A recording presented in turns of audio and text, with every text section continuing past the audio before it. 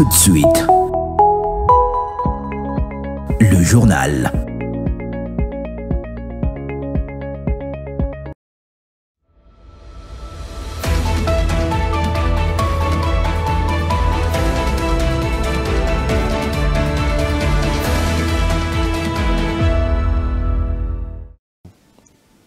Bon début de la semaine sur Congo 26 Télévision. Bienvenue à cette grande édition dont voici les principaux titres.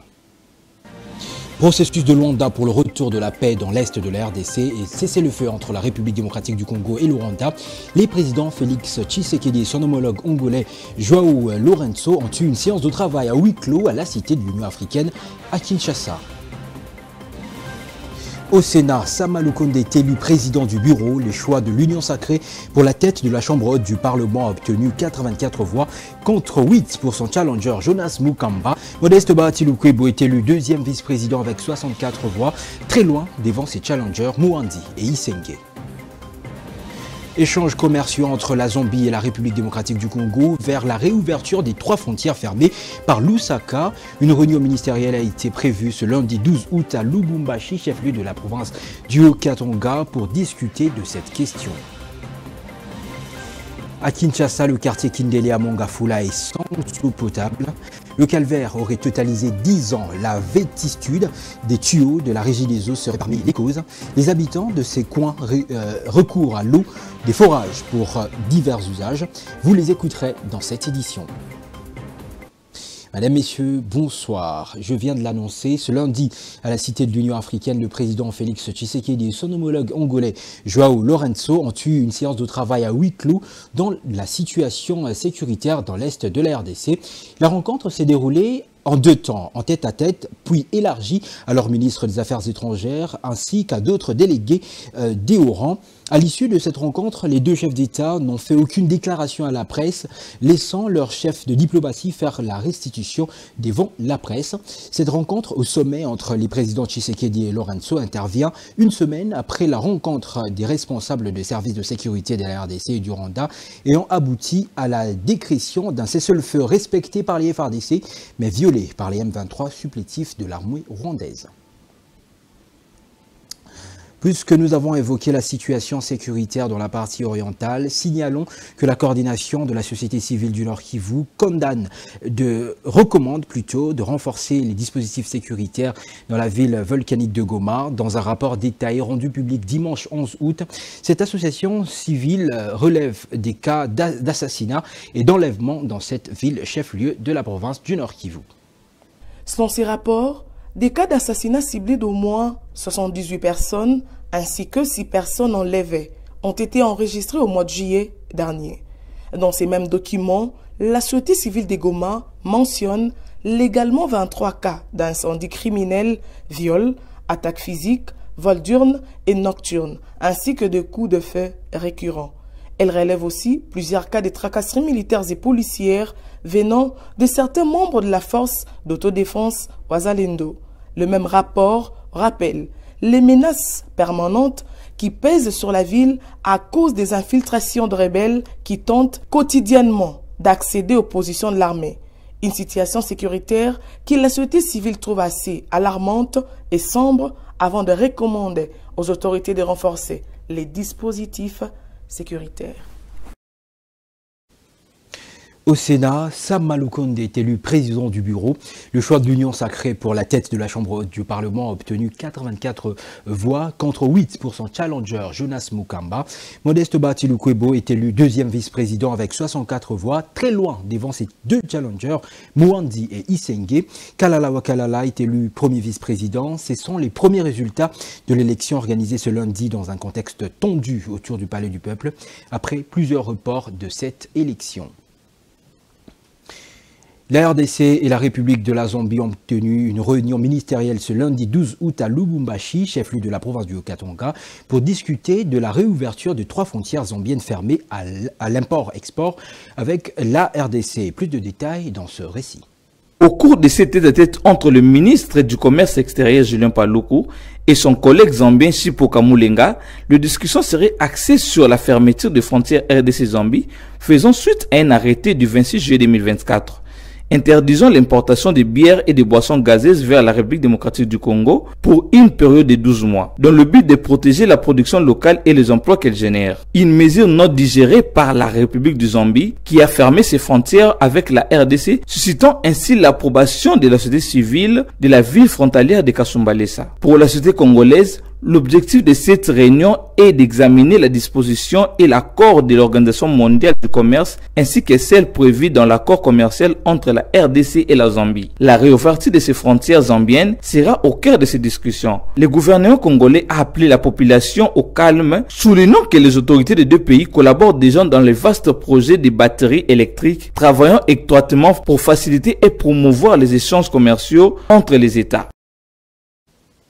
Est-ce la fin de la crise à l'UDPS? La question mérite d'être posée avec la décision de relever le secrétaire général Augustin Kabouya de ses fonctions par la Convention démocratique du parti. Augustin Kabouya cède sa place à Deogracias Bizimou. Ce dernier devra assurer l'intérim pour 6 mois, bien avant la tenue du Congrès. Cette transition marque un tournant pour ce parti présidentiel à la recherche de la stabilité et de l'unité. Suivez Deogracias Bizimou, le secrétaire général intérimaire du parti, juste après sa désignation.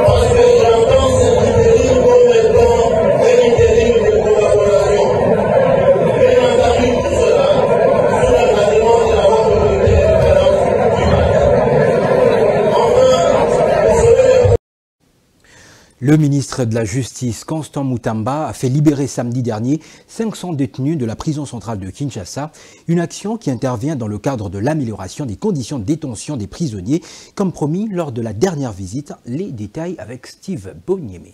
Cette décision a été annoncée par le ministre de la Justice, Constant Mutamba, qui par la même occasion a remis 300 matelas sur les 7000 commandés dans le but d'améliorer les conditions de détention des prisonniers de Makala. Les détenus libérés sous condition ont exprimé leur gratitude et ont promis de ne pas récidiver. La prison centrale de Makala, construite en 1957 et unique centre pénitentiaire civil de la capitale, est souvent critiquée par ses conditions de vie inhumaines.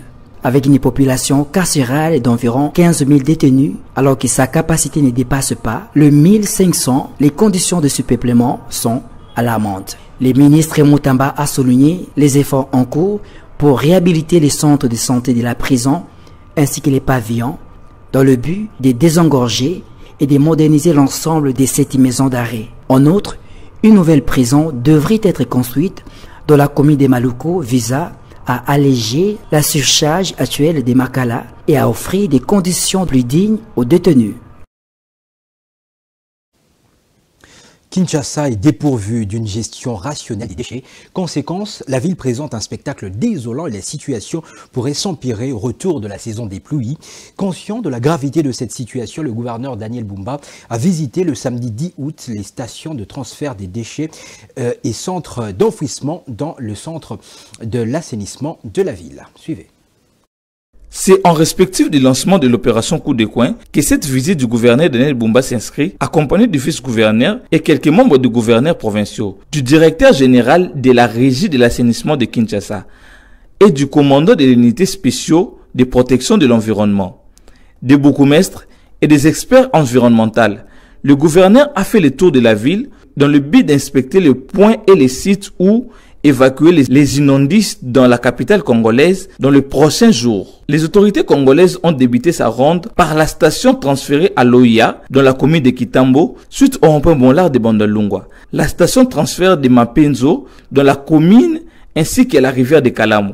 Le gouverneur a également pris la direction du quartier d'Ilandos, dans la commune de Limité, pour citer au centre d'assainissement technique Passa, dans la commune d'Ntélé.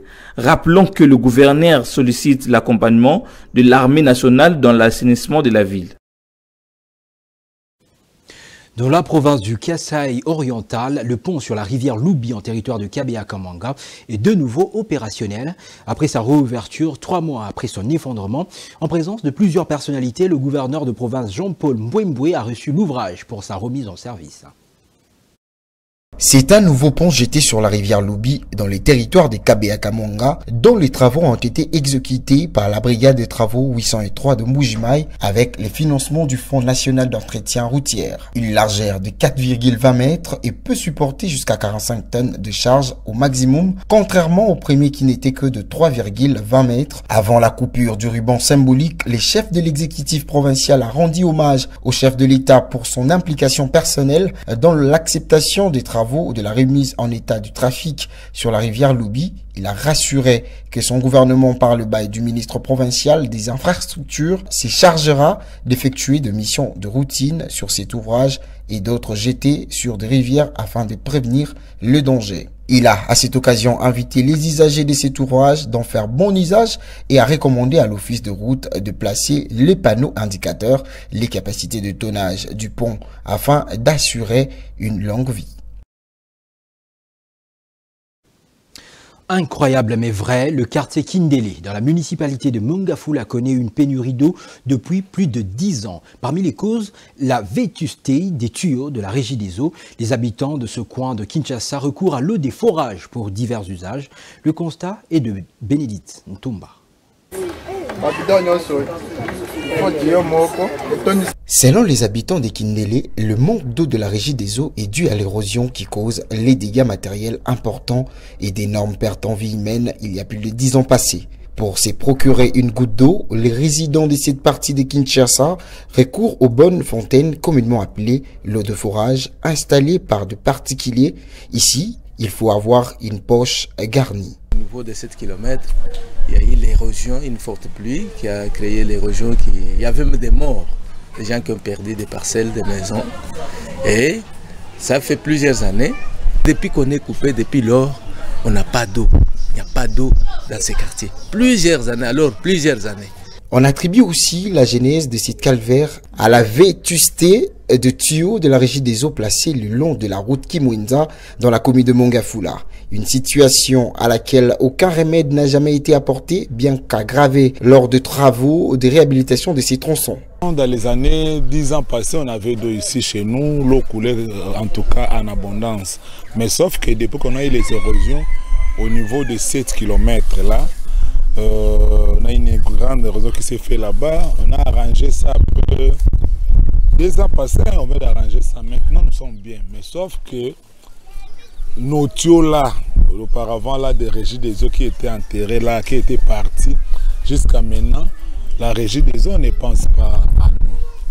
C'est aux grandes dames de leur santé que les habitants de cette partie de la capitale Kinshasa vivent en consommant l'eau de forage. Ce que nous demandons au niveau du gouvernement provincial, qu'ils pensent à nous. Hein, on les a choisis qu'ils soient là pour nous sauver. Vivement une intervention des autorités ayant en charge des secteurs d'eau. C'est la fin de cette grande édition d'information. Je vous rappelle ces principaux titres. Processus de Luanda pour le retour de la paix dans l'est de la RDC et le cessez-le-feu entre la RDC et le Rwanda. Les présidents Félix Tshisekedi et son homologue congolais Joao Lorenzo ont eu une séance de travail à huis clos à la cité de l'Union africaine à Kinshasa.